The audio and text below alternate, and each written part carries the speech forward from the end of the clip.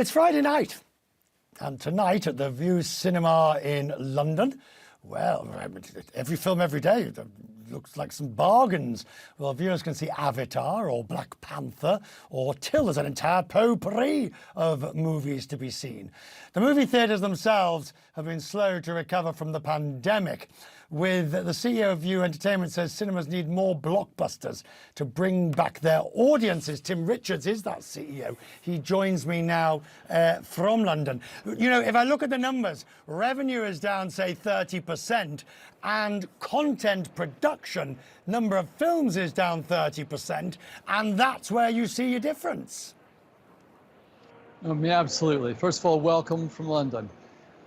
This is a supply issue. This isn't a demand issue. We've proven that our audiences want to come out and see movies. We've broken records ever since we started getting back up in the post-pandemic world. But I think you need to look back on what happened pre-pandemic. And 2019 was the third consecutive record-breaking year for box office globally, $43 billion. So there was nothing wrong with the business when the pandemic hit. We got hit hard.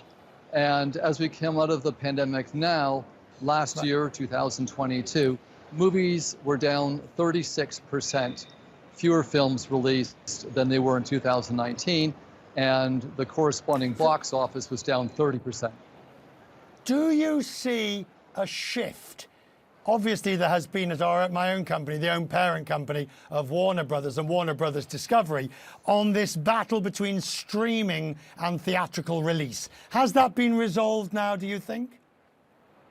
Yeah, absolutely categorically. And I think with Warner Brothers, look, not just Warner Brothers, all the studios wanted to test and try new methods of business, new models, and the pandemic gave them that opportunity.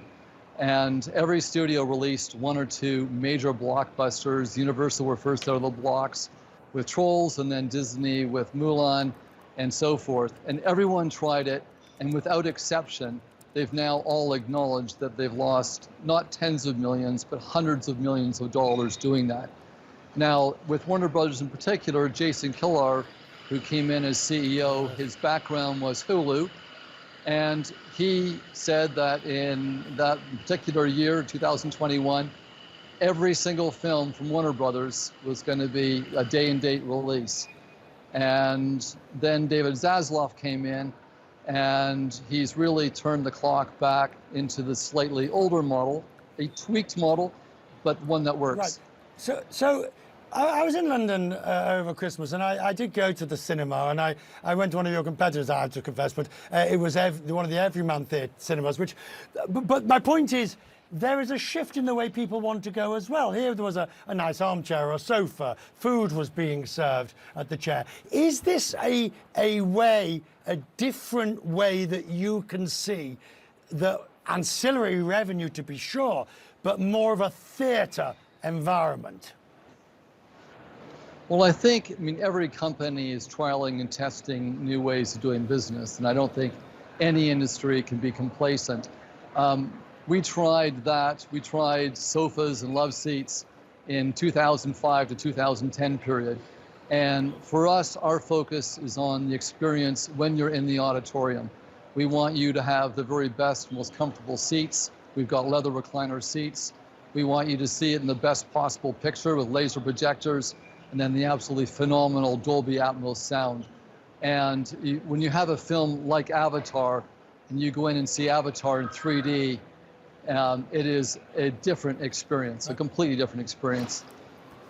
So as we start the new year, and for what you know is in the pipeline and coming your way, are you encouraged?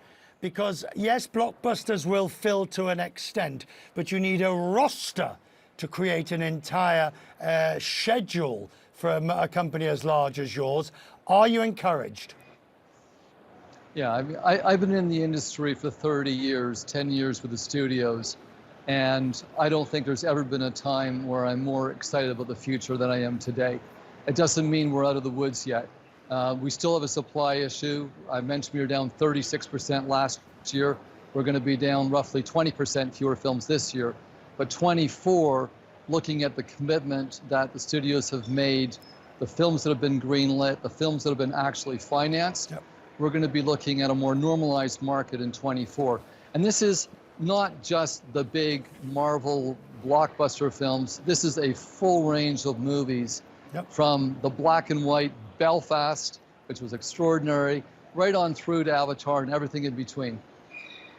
Sir, good to see you. We really need to come and do Quest Means Business from a View Theatre cinema in London, and I promise you, I will buy the popcorn.